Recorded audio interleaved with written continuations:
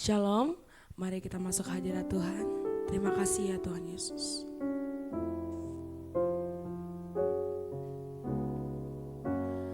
Bapa, kau mendengar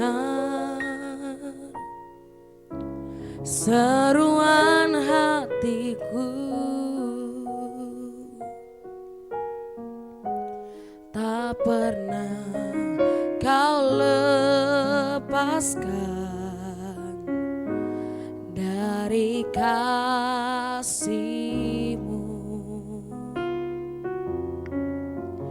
Lewat lembah kelam, kau temani aku.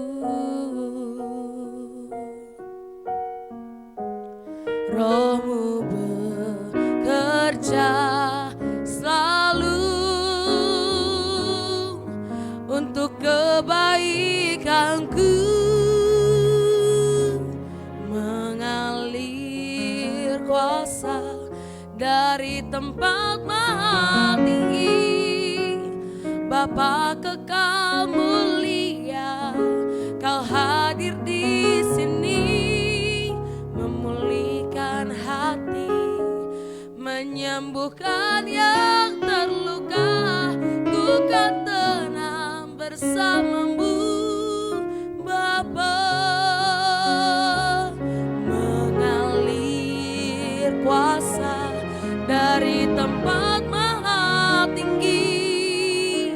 Bapa kekal mulia, kau hadir di sini, memulihkan hati, menyembuhkan yang terluka.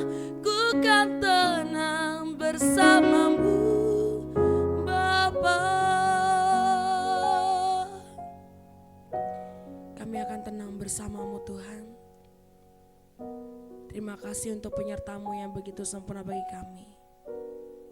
Saat ini kami mau mendengarkan suara-Mu ya Bapa, melalui renungan kami pada hari ini. Kiranya Engkau menjamah hati kami, ajar kami mengerti ya Tuhan apa yang menjadi isi hati-Mu bagi kami. Dalam nama Tuhan Yesus, haleluya. Shalom Bapak Ibu Saudara-saudari, kita berjumpa lagi pada perenungan intim dengan Allah. Pada hari ini hari Rabu tanggal 29 November 2023, kita akan merenungkan dan mendengarkan sebagian daripada firman Tuhan yang bertemakan hidup dalam kasih karunia. Saya harap Bapak Ibu Saudara-saudari dapat membacanya terlebih dahulu dalam kitab 1 Korintus pasal 1 sampai yang keempat. Renungan hari ini berangkat dari 1 Korintus 1 ayat 4 demikian. Aku senantiasa mengucap syukur kepada Allahku karena kamu atas kasih karunia yang dianugerahkannya kepada kamu dalam Kristus Yesus. Renungan ini berjudul hidup dalam kasih karunia. Firman Tuhan ini disampaikan Paulus kepada jemaat yang terdapat di Korintus. Ketika firman Tuhan ini dikirimkan, Korintus adalah pusat perdagangan di seluruh Yunani.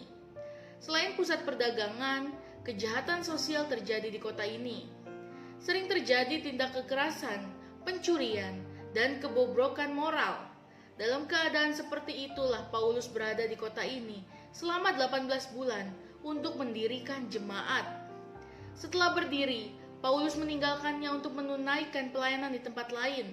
Tidak berselang lama, Paulus mendengar bahwa warga jemaat Korintus telah terpapar ajaran menyimpang. Munculnya perpecahan antar golongan. Keadaannya telah mengancam stabilitas warga jemaat. Untuk itulah Paulus mengirimkan firman Tuhan kepada mereka. Setelah menyampaikan salam pembuka dalam 1 Korintus 1 ayat 1 sampai 3, Paulus memaparkan hal pertama, yakni aku bersyukur karena kamu. Mengapa Paulus bersyukur karena Tuhan? Karena jemaat Korintus? Karena Tuhan telah menganugerahkan kasih karunia kepada jemaat Korintus. Melalui pesan pertama, Paulus ingin menyadarkan jemaat Korintus, semua hanya karena kasih karunia. Allah menyampaikan Injil keselamatan kepada jemaat Korintus semata-mata karena kasih Tuhan. Jemaat Korintus menjadi komunitas yang diselamatkan hanya karena kasih karunia. Apa yang dimaksud dengan kasih karunia? Kasih karunia adalah pemberian keselamatan secara cuma-cuma terhadap orang-orang berdosa yang telah percaya. Tidak ada yang patut dipertimbangkan Allah dari orang-orang berdosa ketika memberikan keselamatan selain karena kasih kemurahan Tuhan. Usaha orang-orang berdosa untuk mencari keselamatan tidak akan berhasil. Sejak berlumuran dosa, manusia tidak memiliki cara untuk menggapai keselamatan dari Tuhan yang Maha Suci. Allah dalam pribadi Yesus Kristus yang harus turun dari surga untuk menjumpai manusia berdosa. Dia yang memberikan keselamatan, bukan hasil pencarian manusia berdosa. Allah yang mencari manusia berdosa, bukan manusia berdosa yang menjumpai Allah yang Maha Suci. Bukan orang berdosa yang bergegas untuk mencari keselamatan. Dalam Yohanes 3 ayat 16 secara jelas berkata, menyampaikan demikian.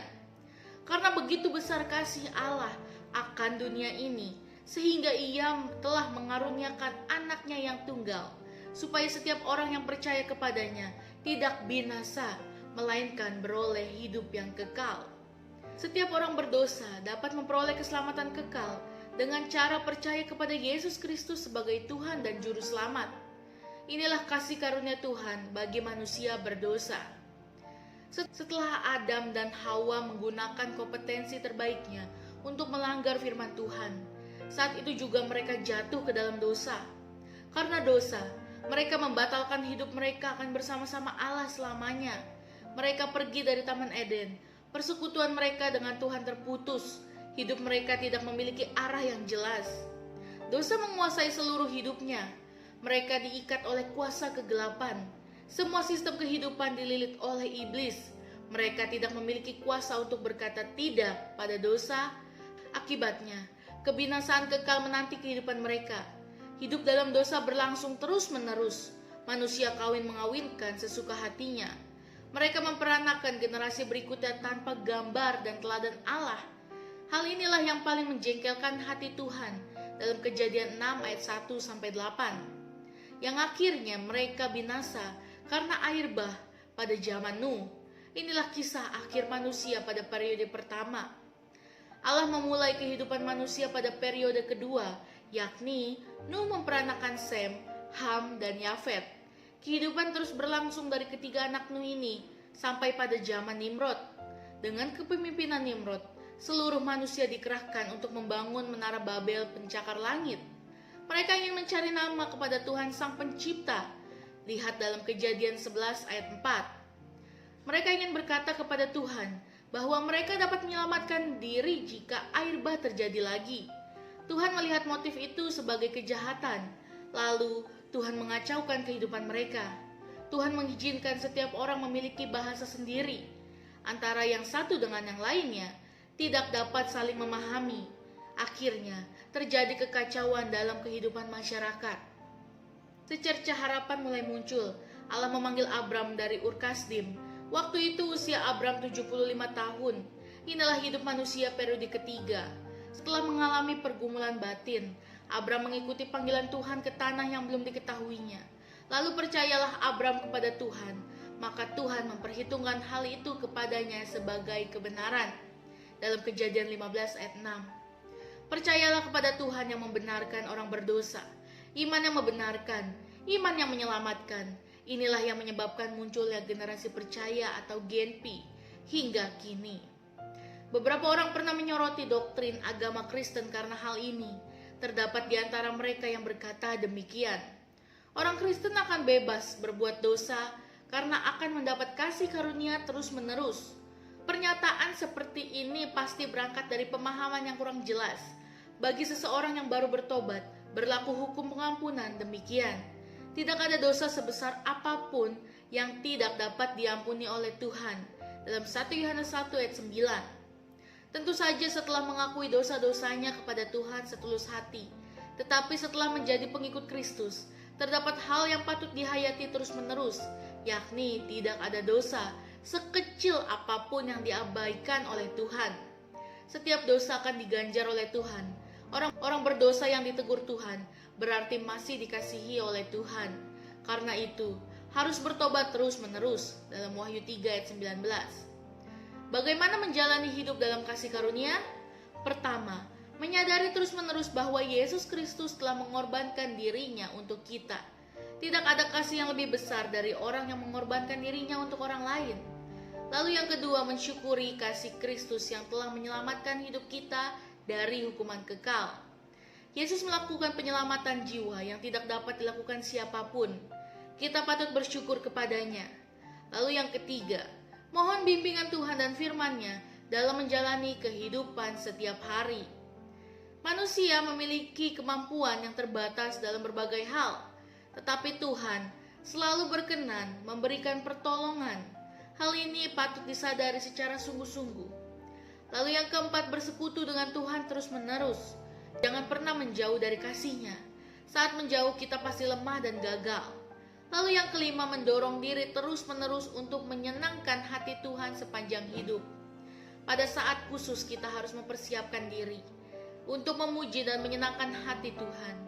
Dan yang keenam, menjaga sikap dan tindakan supaya tidak mendukakan hati Tuhan. Jangan pernah menyedihkan hati Tuhan. Inilah kehidupan yang berjalan dalam kasih karunia. Kiranya Tuhan Yesus memberkati kita sekalian. Amin. Mari kita sama-sama berdoa. Bapa yang baik, terima kasih Tuhan Yesus. Biarlah firman ini meremati kehidupan kami Tuhan. Bagaimana Tuhan kami hidup dalam kasih karunia-Mu Tuhan. Terima kasih Tuhan Yesus untuk kasih karunia-Mu sepanjang hari dan hingga saat ini Tuhan. Kami boleh bersyukur atas kasih-Mu yang telah Kau berikan kepada kami.